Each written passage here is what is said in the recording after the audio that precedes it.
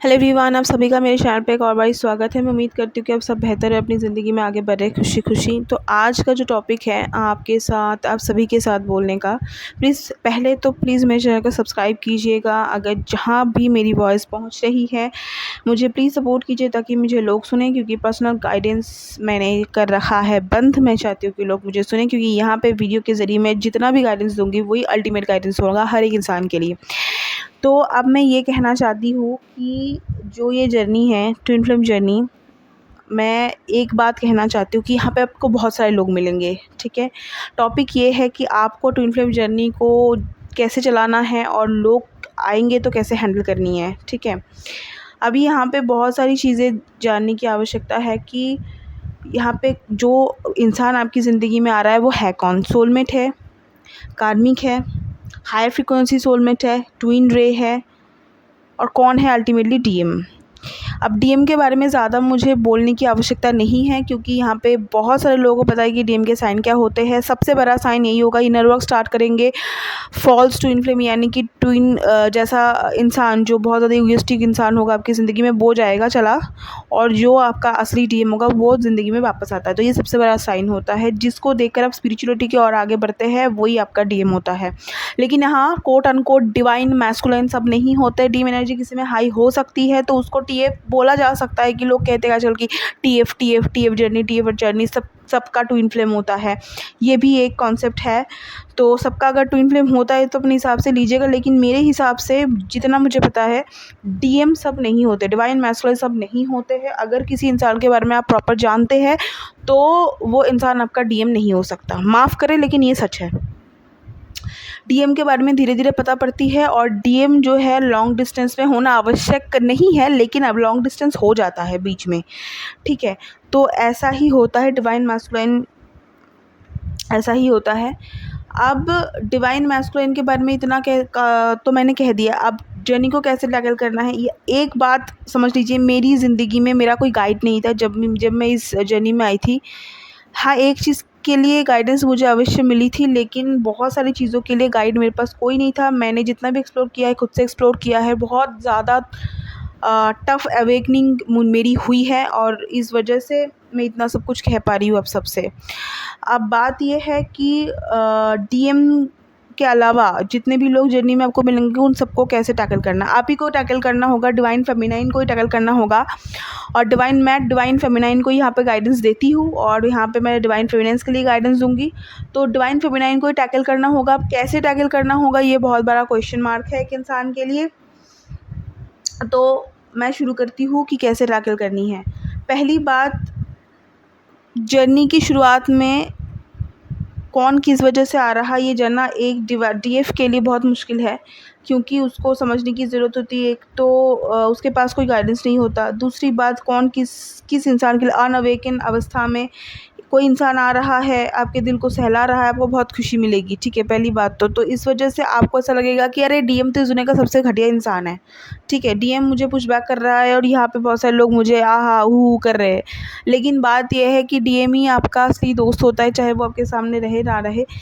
लेकिन हालांकि डीएम भी बहुत सारी चीज़ें करते हैं, ऐसी बात नहीं है, करते तो बहुत कुछ है। लेकिन खैर, जो बहुत ऊपर लेवल की बात, हायर थॉट की बात करूँ तो डीएम बहुत अच्छा दोस्त होता है, ताकि वो उसे चेज़ करने के चक्कर में हम अवेकन होते हैं। एनीवे, तो जो भी जितने भी लोग आएंगे, एक तो सोलमेट अगर वो होगा, पहली बात तो कोई भी लड़का, अगर आप लड़की है, डीएफ कोई लड़की है, जेंडर के हिसाब से लीजिएगा, कोई लड़का है अपने हिसाब से लीजिएगा, कोई लड़की है डीएफ है तो अपने हिसाब से लीजिएगा प्लीज़। तो मैं एक लड़की हूँ, तो मैं अपने आप को सामने रख के बात करती हूँ, तो मैं इस हिसाब से बोलूँगी, ठीक है? तो मेरी ज़िंदगी में कोई लड़का है या फिर कोई लड़का आ रहा है, तो अगर डीएफ कोई लड़की है तो उसकी ज़िंदगी में कोई लड़का आ रहा है, पहले तो एकदम समझने की आवश्यकता है ही नहीं कि वो अरे ये तो मुझे खुश रखेगा। किस लिए आया है वो आपको देखना पड़ेगा। पहले तो बहुत ज़्यादा करीब ना जाइए, बहुत ज़्यादा दूर भी ना जाइए, ठीक है। चीज़ों को समझने की कोशिश कीजिएगा, पेशेंस रखिएगा, धैर्य के साथ दोस्ती रखिएगा, दोस्ती रख के चीज़ों को समझने की कोशिश कीजिएगा। देखिए, अनकंडीशनल लव, स्वामी विवेकानंद जी महाराज ने भी बोला है कि अनकंडीशनल लव इस दुनिया में सबके लिए होना चाहिए, ठीक है। चाहे कार्मिक है, चाहे ट्विन रे है, चाहे हायर फ्रीक्वेंसी सोलमेट है, चाहे सोलमेट है, हर एक इंसान के लिए, यहाँ तक कि मतलब जीव सेवा बहुत इंपॉर्टेंट है इस जर्नी के लिए। तो कार्मिक भी है तो भी उसके लिए जो है रिस्पेक्ट रखिए, क्योंकि उसके ट्रिगर देने के कारण ही एक डीएफ जो है अवेकन होती है। सोलमेट से भी ट्रिगर मिल सकती है, ऐसी बात नहीं है नहीं मिलेगी, लेकिन ज़्यादातर नहीं मिलती है। हायर फ्रीक्वेंसी सोलमेट से ट्रिगर बहुत ज़्यादा मिल सकती है, और ट्विन रे से ट्रिगर और ज़्यादा मिल सकती है, और डिवाइन मैस्कुलिन से ट्रिगर तो सबसे ज़्यादा मिलेगी, ठीक है। ये हो गया। अब जो इंसान आपसे बात कर रहा है, पहले अगर बहुत ज़्यादा आपके साथ अच्छे से बिहेव कर रहा है, तो ये बिल्कुल भी समझने की ज़रूरत नहीं है कि ये मुझे खुश रखेगा। उसको समझो कि वो इस जर्नी में क्या करने आया है, कि क्या उसका पर्पस है, आपको कौन से वे में धकेलना उसका काम है, ये पहले समझो। कैसे पता पड़ेगा? उससे बात कीजिए, दोस्ती रखिए, क्या बोल रहा है उसको समझने की कोशिश कीजिए, उसकी बातों से इन्फॉर्मेशन लेने की कोशिश कीजिए, वो क्या बोल रहा है, क्या आपको सिखाना चाहता है, ये सब कुछ कीजिए। उसके बाद फिर एनालिसिस कीजिए कि वो इंसान आपकी ज़िंदगी में क्यों है। उसके बाद फिर डिसाइड कीजिए कि उसको कैसे लेट गो करना है, और अगर लेट गो करना भी है तो बहुत अच्छे वे में कीजिए, बिल्कुल भी लड़ाई झगड़ा ऐसा करके नहीं। दूसरी बात, ट्विन रे बहुत ज़्यादा आपके डिवाइन मैस्कुलिन की तरह बिहेव करते हैं, आपकी ज़िंदगी में बहुत ज़्यादा टफ वे में आपको ट्रीट करना, आपको ट्रिगर करना, ये सब कुछ हो सकता है। तो वहाँ पर भी गिरने की ज़रूरत नहीं है। पहली बात तो इस जन्म में गिरने की ज़रूरत नहीं है, क्योंकि जो भी आपकी ज़िंदगी में हो रहा है वो भगवान की मर्ज़ी से हो रहा है, और भगवान आपको लेकर जाना चाहते हैं आगे, आपको बेटर वे में डिज़ाइन करना चाहते हैं। इसी वजह से जो है लोगों को भेजा जाता है, ताकि आपको वो लोग अवेकन कर सके, हर तरीके से अवेकन कर सके, ठीक है। तो पहली बात मैंने ट्विन रे के बारे में बता दिया। थोड़ा बहुत मतलब 70% तक डिवाइन मैस्कुलिन जैसा बिहेव उसका होता है, वो भी किसी पर्पस से आता है। वो पर्पस समझने की कोशिश करनी पड़ेगी, वो क्या ट्रिगर दे रहा है उसको समझने की कोशिश कीजिए, क्या बोल रहा है उसको समझने की कोशिश कीजिए। सूझबूझ यहाँ पे बहुत, ट्विन फ्लेम जर्नी में सूझबूझ, पॉइंट टू बी नोटेड, बहुत इंपॉर्टेंट है, ठीक है। हायर फ्रीक्वेंसी सोलमेट कोई है आपके दिल के करीब। पहली बात तो सोलमेट को पहचानने का तरीका ये है कि आप कुछ भी बोलती है डीएफ, वो उससे आपके सोलमेट को कुछ परेशानी नहीं होगी। आपका सोलमेट आपको अच्छे से समझाएगा, आपसे अच्छे से बात करेगा, अच्छे से दोस्ती रखेगा। जो आपकी मर्ज़ी होगी, सोलमेट की मर्ज़ी भी वही होती है, ठीक है। वो ट्रिगर करने के लिए नहीं आता, वो आपको प्यार देने के लिए आता है, अनकंडीशनल प्यार। इसका मतलब ये नहीं कि वो आपके साथ प्रेम संबंध बनाने के लिए आता है। सोलमेट जो है प्यार देने के लिए आता है, ठीक है। उसके साथ भी सूझबूझ के हिसाब से बात कीजिए, उसको परेशानी बताना चाहते तो बताइए, दोस्ती रखिए, ऐसे कीजिए, ठीक है। अच्छा,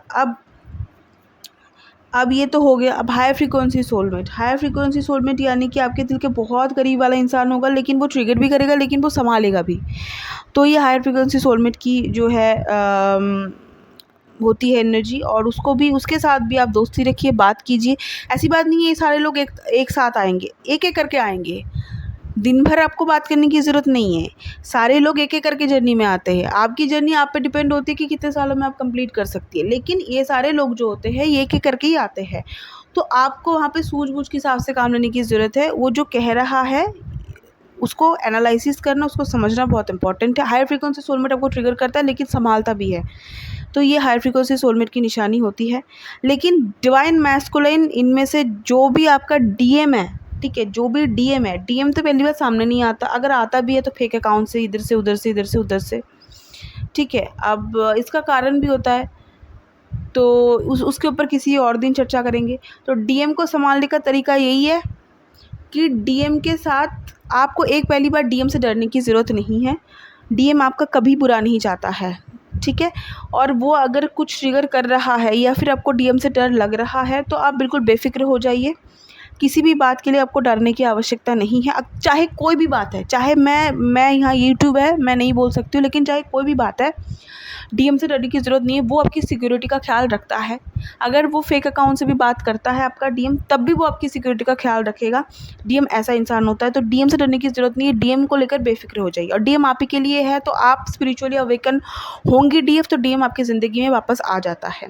आपको ज़्यादा हाथ पैर मारने की ज़रूरत नहीं पड़ती, बस भगवान भगवान भगवान कीजिए। पॉइंट टू बी नोटेड, इस दुनिया में डिवाइन जर्नी में डिवाइन इंपॉर्टेंट है, कोई और मोडालिटी यहाँ पे काम नहीं करती। अगर कोई यहाँ पे डिवाइन फेमिनाइन है, अगर कोई यहाँ पे डिवाइन मैस्कुलाइन है, तो उनके लिए मोडालिटीज़ इंपॉर्टेंट नहीं है।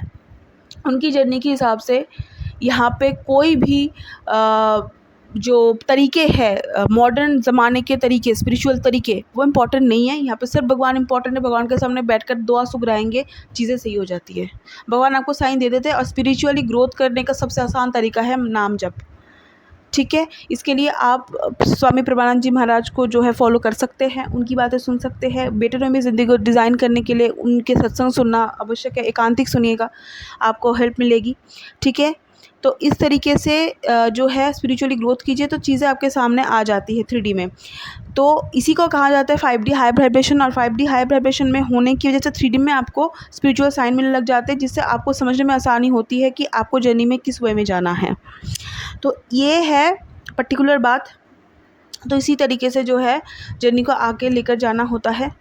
तो यही तरीका होता है। आज इस वीडियो को बनाने का बहुत ज़्यादा इम्पोर्टेंस इसीलिए है क्योंकि लोगों को समझना बहुत इम्पोर्टेंट है। ठीक है, और इस जर्नी में लोगों के साथ किस वे में बिहेव करना, ये भी बहुत इंपॉर्टेंट है। देखिए, 10 लोग आपको 10 ट्रिगर करेंगे, लेकिन हर ट्रिगर को लेना भी ज़रूरत नहीं है। वो यहाँ पर भी आपकी सूझबूझ काम करती है। आपको 10 लोग 10 बातें करेंगे, आपके सामने 10 बातें करेंगे, आपको 10 बातें सुनाएंगे, आपके सामने 10 चीज़ें रखेंगे, और आपको लगेगा अरे ये तो ट्रिगर है, ये भी ट्रिगर है, ये भी ट्रिगर है, ये भी ट्रिगर है।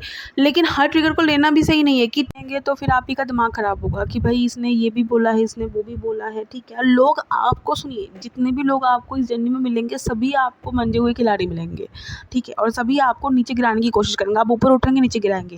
और आपको एक डीएफ को हायर वाइब्रेशन अचीव करने एक डीएफ के लिए बहुत इंपॉर्टेंट है।